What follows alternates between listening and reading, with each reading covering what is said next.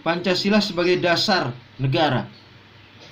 Sebagai dasar negara, Pancasila merupakan sumber dari segala sumber hukum. Hukum-hukum seperti mulai konstitusi, undang-undang dasar, undang-undang, peraturan presiden, keputusan presiden, peraturan pemerintah pengganti undang-undang, peraturan daerah, peraturan bupati, peraturan gubernur, dan lain sebagainya, itu harus bersumber pada dasar negara. Karena Pancasila sebagai dasar negara artinya sumber dari segala sumber hukum. Ya, seluruh aturan, seluruh produk hukum harus bersumber pada sumber dari segala sumber hukum, yaitu Pancasila. Segala sesuatu yang bertentangan dengan Pancasila harus dibatalkan. Gitu ya. Misalnya ada hukum atau peraturan daerah yang bertentangan dengan kemanusiaan. Misalnya menghukum orang dengan cara-cara yang tidak manusiawi. Misalnya dengan memenggal kepala.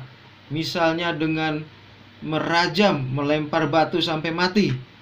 Nah, itu bertentangan dengan kemanusiaan yang adil dan beradab. Artinya, perda-perda seperti itu harus dibatalkan.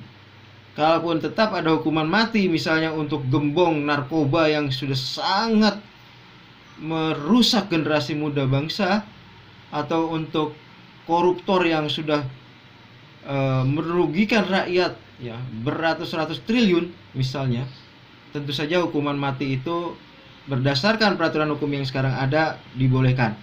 Tetapi mekanismenya tentu saja tidak boleh dengan mekanisme yang tidak sesuai dengan Pancasila. Gitu ya. Kita tahu misalnya teroris pernah ada teroris dihukum mati. Pernah ada gembong narkoba dihukum mati. Tetapi kita lihat bahwa mekanismenya dibuat sedemikian rupa sehingga kematian orang tersebut cepat, tidak dirasakan sakit oleh yang mengalami, gitu ya, dan lain sebagainya. Nah, seperti itu ya. Jadi Pancasila sebagai dasar hukum adalah Pancasila yang harus menjadi sumber dari segala sumber hukum. Ya, kalaupun katakanlah kita menentang hukuman mati, ya, selama hukuman mati itu tidak dinilai sebagai bertentangan dengan Pancasila, ya tentu saja masih bisa dibolehkan, misalnya seperti itu. Tetapi kalau seluruh bangsa sepakat bahwa itu bertentangan dengan misalnya sila kemanusiaan, tentu saja harus dipikirkan bagaimana penjahat-penjahat kelas kakap atau super kakap ini dihukum dengan setimpal.